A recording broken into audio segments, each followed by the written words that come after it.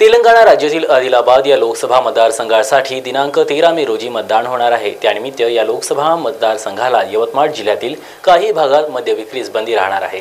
आदिलाबाद लोकसभा मतदारसंघासाठी 13 मे रोजी मतदान होत आहे। त्यानिमित्त तेलंगणा राज्यात सीमेपासून यवतमाळ जिल्ह्यातील 5 किलोमीटर क्षेत्रातील सर्व प्रकारच्या मद्य विक्री अनुज्ञप्त्या मद्य विक्रीसाठी दिनांक 11 मे रोजी सायंकाळी 6 वाजतापासून तर दिनांक 13 मे रोजी मतदान प्रक्रिया संपेपर्यंत बंद राहतील।